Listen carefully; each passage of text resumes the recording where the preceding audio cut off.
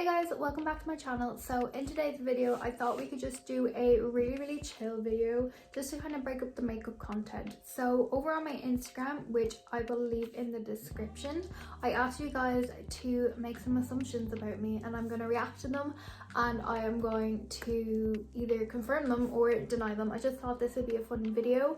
A lot of people ask the same kind of questions, so it's going to be a nice short video. I think I've got about maybe 11 or 12 questions here. So if you like this video, if you would like to see more of this content, please give this video a thumbs up. Don't forget to subscribe and make sure you have your notification bell on so you get a notification every single time that I upload.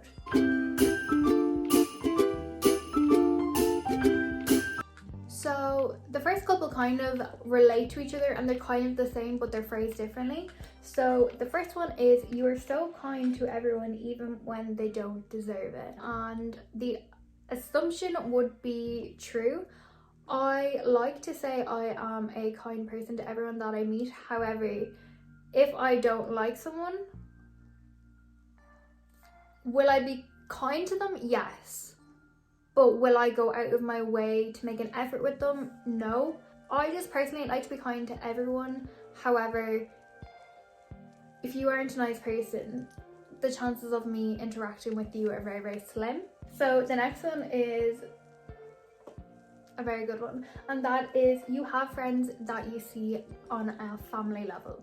And honestly, that is so true. I have a lot of friends that I see on a family type of level. If you're going to be friends with someone, I feel like they have to be on that type of level for me. Most of my close friends are definitely on a family level to me. A few people that I've known for the longest time and they're most definitely on a family level, but then there's also people that I've met very recently in the past, like maybe a year or two, that have been on a family level ever since I met them, and you know who you are.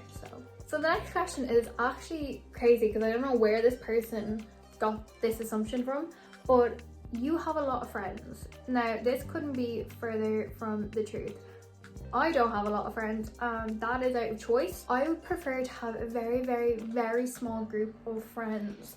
I like to keep my circle small purely because I've seen the damage that a big friend group can do. So I really only have a couple of friends and I can literally count them on one hand, which I much prefer. I would rather have a friendship group like that.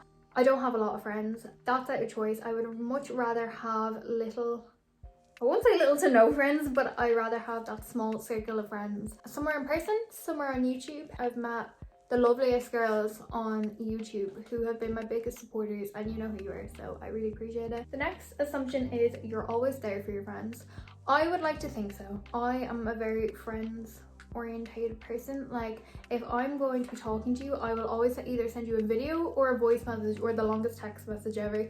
You will never get short responses from me. If they want like advice or if they just want someone to chat to, I would say I'm there quite a bit. So the next assumption is, you overthink every situation like myself. Yeah, I am such an overthinker. I'm such a worrier. I think that comes with anxiety, to be honest. And I think a lot of people suffer from this, especially girls. I'm not sure about lads, like I can't speak for lads, but I'm pretty sure lads don't really overthink situations as much. I definitely do, and I definitely think about it after I've spoken to people. I think this is something I really need to work on. If I feel like I've said something in the wrong way to someone, I get really upset about it, and I don't know why, but I just get really upset about it and I overthink it so much. I start worrying about what they're thinking about that situation. I start worrying about what they're thinking about me. A lot of the times I have to snap myself out of it, but I'm also such an overthinker in the way that like I will think about it in months time. Like, it's such a bad habit and I do think it comes with anxiety. It's something I'm working on. I try and work on it every single day, but yeah, and it's a bad habit that I need to get out of. So the next one, I can actually say this is from Christina. She goes, you don't know how stunning you are. Thank you. I'm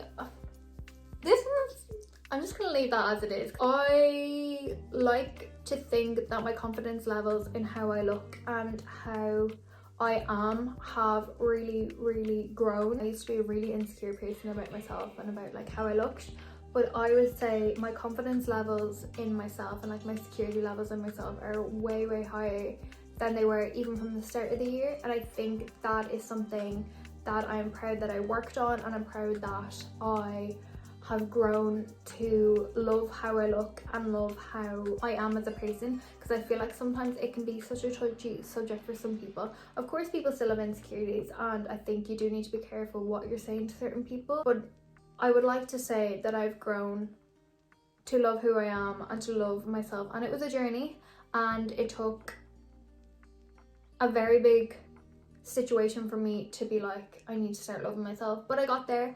And yeah, it's just a work in progress every day. I think you can always grow on loving yourself, because every day you change and you're not going to be the same as you were 5 years ago, no matter what age you were. So yeah. So the next one is, you spend a lot of money a month. Yes, I do. And the thing is, I don't spend a lot of money on myself. I spend a lot of money on other people, and I think this is where this year I'm trying to work on it. So I like buying stuff for other people, whether that be, you know, flowers, whether that be actual gifts, because I have birthdays in nearly every single month of the year, so I'm always buying for people. But my downfall is that I don't know the difference between buying one present and buying like 10 for someone. I like to buy a lot for people because I feel like, I don't know, I just like giving to people. I like buying for people, especially the people that I love the most and that like I know are gonna enjoy these gifts and stuff like that. On myself, I think I treat myself maybe once every couple of months to like a big purchase. So I remember back in like, I think it was either September, October, November, I treat myself to a massive Zara haul. So I got like a load of bits in it. And since then, the only other thing that I've bought for myself was my hair extensions, which are coming. So between October to December, out of like my own money, I've bought that Zara haul and extensions, and every other piece of money has gone on family and friends. It's 50-50. I do spend a lot a month, but it usually never goes on me. It usually always goes on someone else, which I suppose it's a good thing. So the next question is actually really interesting, because I was only talking about it in the video that I filmed for this makeup look, which if you have not seen, I filmed my everyday makeup look for Thursday, and then Sunday's video was this eye look here, which I tested new palettes. So if you want to go see that, link in the description. This assumption is you want to get filler. Now, if you had asked me this a year ago, I would have said yes. Yeah, I really wanted lip fillers, because before I got my braces, my lips were quite small, and then when I got my braces, they kind of like made my lips a little bit bigger, which I'm dreading when they come off because my lips are going to be smaller. But I really wanted lip fillers, and I know I can overdraw them with makeup, but without makeup on, they don't really look big. And I've seen so many people with lip fillers, and there's certain lip fillers that I want. I don't want those Russian ones that have the like really defined cupid's bow. I wanted just like ones that made my lips look bigger but more natural, if that makes sense. I wanted lip fillers, and then Molly May actually brought out this YouTube video where she said she wanted to dissolve her lips, and she got them dissolved, and she said she had never wished she got them because she hated them now, and she literally was like, her worst decision was getting lip fillers and she regrets it. And I feel like her saying that kind of triggers something in my brain to be like, don't get them because you don't want to regret it. And I've heard so many stories of like people getting their lips done and then getting so addicted that like they keep going bigger and bigger and bigger, but then when they end up getting it dissolved, because their skin has been stretched, when it gets dissolved, their lips don't go back to normal, and that freaks me out. I like to keep myself as natural as possible. Like, she says with fake tan and makeup on, but who's judging? If you had asked me a year ago, yes, I would have gotten a filler. Now you will never see a needle going near my face. This said filler in general, this is actually really embarrassing to say, but I also really wanted to get hip dip filler. Now, I've talked about this to so many people and everyone's like, Leah, do not get it, and I don't think I will. No, I know I won't. Basically, I have really prominent hip dips. Like, so my waist goes like this, then my hips, but then it goes in and then out. I have such prominent hip dips that it's actually really sad, because like it's probably one of the things I'm the most insecure about is like my ass and how it looks. It's just so, like saying that is just ridiculous, but like I always feel like my ass looks really square and a lot smaller because of my hip dips, because from the front I don't mind, from the back my like if anyone has hip dips, they will understand this. And I actually read on Twitter, this girl, she was like, hip dips, my hip dips make my ass look square. And I've never heard someone say it until she said it, and I'd always thought it. And then when she said it and I read the comments on this tweet, I was like, I'm so glad I'm not the only one. But like, my ass would look so much bigger and so much rounder if my hips dips were filled in.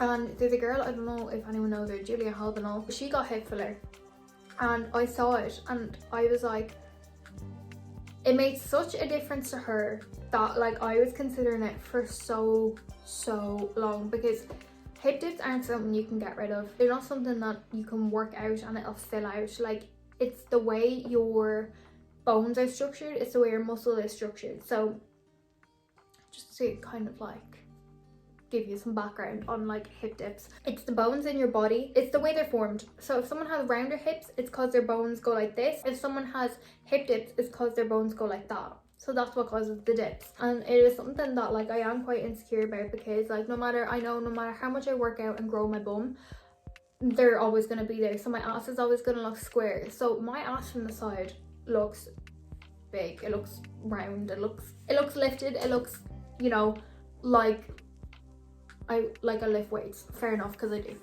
But then when I turn to the back, it looks like there's nothing. So it's really full here, but then it's like really skinny here because of where my hip dips are. And I think it is something that I've really considered about getting hip fillers, and I know I won't now. I'd love to, but I wouldn't be being honest with myself. And it sounds so silly, but like, I feel like I need to learn. Actually, let me rephrase this. I do love them. I love my hip dips. I've now grown to love them, and the more I talk about it, the more accepting I am of them. However, even though I love them, I wish they weren't there, because my ass would look so big. But then there's another girl that I follow. She's actually the girl whose gym plan I do. Her name's Amanda Francine, but she has the biggest bum in the world, and she has hip dips, and she is someone that, you know, I kind of like look up to, because you can see the growth in her body, but she also shows that from the back she still has hip dips. And I think that's something that I always preach, is finding people on Instagram who relate to you and who you can look up to, and not when you look at them you're like, I feel motivated to do what you're doing and you inspire me, and not, oh my god, I wish I looked like you. Do I wish I had filler? No, not anymore. If you'd asked me a year ago, yes, 100%. That was such a long-winded way of saying that, wasn't it? Would I like YouTube to be my career? No. Is it bad if I say yeah? Is it bad if I say yeah? I don't know.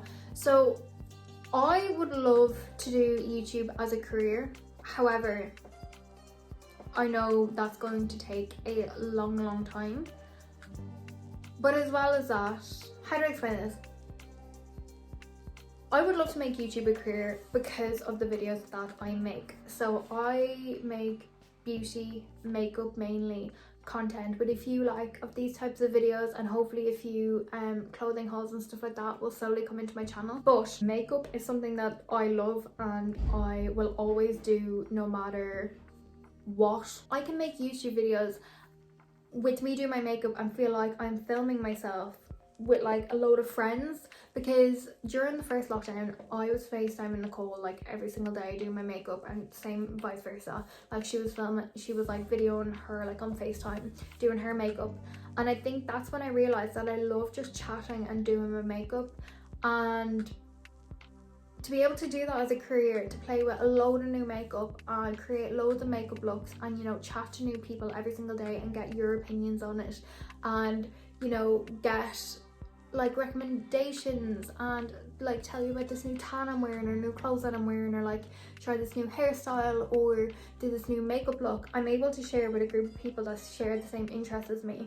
And I feel like sometimes I'm so like, I don't know how to explain this, but like I'm so passionate about makeup that I've never found people who love makeup as much as me and would love to talk about it 24/7. Like, I'm someone that if you're talking to me about makeup, we will be talking about it for like 24 hours. To make that as my career, I would absolutely love to, but I know it's going to take a lot of work and a lot of dedication to get to that point. I think while I would love to make it as a career, to be able to purchase more makeup to like show you guys, I think it's also a thing of being able to have a community of people who love makeup, who love fashion, who love hairstyling, who love just sitting down chilling and being able to have a chat, and being able to chat to them about the thing you love most, because it's literally like having just like a million best friends and just chatting about it, and you're able to make a job out of it. And I think that's eventually where I want to be. Is it bad to say that? I don't know.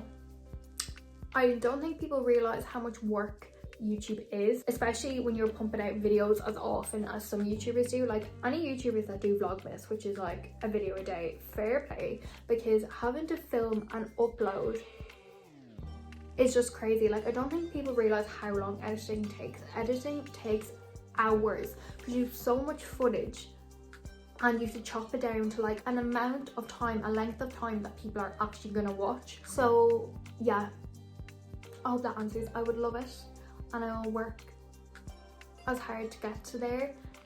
But for now, I'm really enjoying it as an extra hobby to do, especially during these times. So guys, that was the last of my questions. I hope you guys enjoyed today's video. It was just a super quick video just to have like a quick chit chat with you and see what your assumptions of me were.